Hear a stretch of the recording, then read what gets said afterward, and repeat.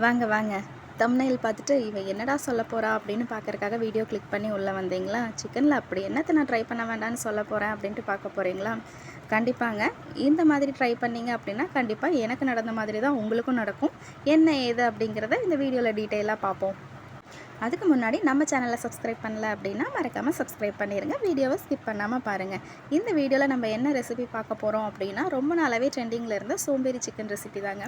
செய்கிறது ரொம்பவே சிம்பிள் தான், ஆனால் அதோட ரிசல்ட் எப்படி இருக்கும் அப்படிங்கிறத நான் கண்டிப்பாக சொல்கிறேன் இந்த வீடியோவில்.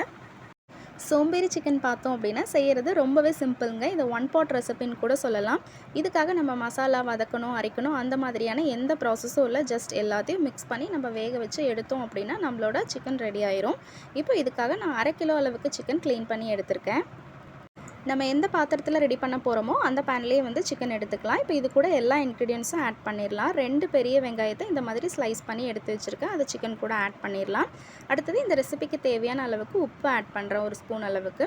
இது கூடவே தக்காளி, கொத்தமல்லி, கருவேப்பிலை, பச்சை மிளகாய் ஆட் பண்ணுறேன். நம்ம தக்காளியை ஸ்கிப் பண்ணிவிட்டு தயிர் கூட ஆட் பண்ணிக்கலாம்.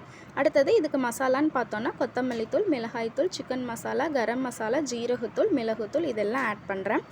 இது கூடவே 1 டேபிள் ஸ்பூன் அளவுக்கு இஞ்சி பூண்டு பேஸ்ட், அதுக்கப்புறமா 1 குழிக்கரண்டி அளவுக்கு குக்கிங் ஆயில் ஆட் பண்ணிக்கலாம். ஆயிலுக்கு பதிலாக நம்ம பட்டர் கூட ஆட் பண்ணிக்கலாம். இப்போது இதோட இன்க்ரீடியன்ஸ்லாம் அவ்வளோதாங்க. இப்போ எல்லாமே ஆட் பண்ணதுக்கப்புறமா சிக்கன் கூட இது எல்லாத்தையும் நல்லா மிக்ஸ் பண்ணி விட்டுடலாம். வெங்காயத்தில் இருக்கிற தண்ணி விட்டு வர வரைக்கும் நம்ம நல்லா ஒரு 2 நிமிஷம் வரைக்கும் நல்லா எல்லாத்தையும் சேர்த்து இந்த மாதிரி கையில் மிக்ஸ் பண்ணி விட்டுடலாம். இப்போ பாருங்கள், சிக்கனோடு நம்ம ஆட் பண்ண இன்க்ரீடியன்ஸ் எல்லாமே நல்லா மிக்ஸ் பண்ணதுக்கப்புறமா ஸ்டவ் ஆன் பண்ணி இந்த பேன் எடுத்து நம்ம ஸ்டவ்வில் வச்சிடலாங்க. ஸ்டவ் ஆன் பண்ணதுக்கப்புறமா சிக்கன் வந்து நல்லா வெந்து வர வரைக்கும் ஒரு 15 to 20 மினிட்ஸ் வரைக்கும் நம்ம மூடி வச்சு குக் பண்ணிக்கலாம். தண்ணி எதுவும் ஆட் பண்ண வேண்டாங்க. சிக்கன்லேருந்தே தண்ணி விட்டு வரும். நமக்கு தேவை அப்படின்னா ஒரு 10 மினிட்ஸ்க்கு அப்புறமா நம்ம ஆட் பண்ணிக்கலாம். இப்போ பாருங்கள், ஒரு 10 மினிட்ஸ் ஆச்சு. ஓப்பன் பண்ணி பார்க்கலாம். நம்ம தண்ணி எதுவுமே ஆட் பண்ணல. சிக்கன்லேருந்தே இந்த அளவுக்கு வந்து தண்ணி விட்டு வந்திருக்கு.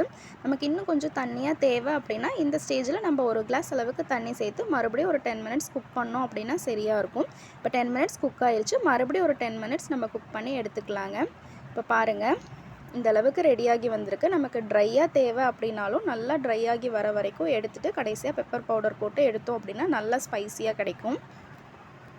சரி, நான் ஏன் இந்த சிக்கன் ட்ரை பண்ண வேண்டாம் அப்படின்னு சொன்னேன்னா, என்னது சோம்பேறி சிக்கன் செஞ்சால் இந்த மாதிரி தான் நடக்குமா? சிக்கன் செய்யவே காலி ஆயிருமா? தம்ப்நெயில் வைக்கிறதுக்கு கூட ஃபோட்டோ எடுக்கிறதுக்கு நமக்கு எந்த சிக்கனுமே இருக்காதா? ஆமாங்க, இப்படி தான் நடந்துச்சு எனக்கும். இந்த சிக்கன் செய்யவே டேஸ்ட் பார்த்தே பாதி சிக்கன் காலி ஆயிடுச்சு. ரசம் தாளிச்சிட்டு வந்து ஃபோட்டோ எடுக்கலாம் தம்ப்நெயில் செட் பண்ணுறக்காக அப்படின்னு நினச்சிட்டு வரக்குள்ளேயே எல்லா சிக்கனுமே காலி ஆயிடுச்சு. கடைசியில் எனக்கு தம்ப்நெயிலுக்கு ஃபோட்டோவே கிடைக்கல. அதனால தாங்க தம்ப்நெயிலில் அப்படி சொல்லியிருந்தேன். ஆனால் நீங்கள் கண்டிப்பாக ட்ரை பண்ணி பாருங்கள். டேஸ்ட் வேறு லெவல் இருக்கும். உங்கள் வீட்லையுமே செய்ய சிக்கன் எல்லாமே காலி ஆயிரும். So experiment success. இந்த வீடியோ பிடிச்சது அப்படின்னா மறக்காமல் லைக் அண்ட் சப்ஸ்கிரைப் பண்ணிடுங்க.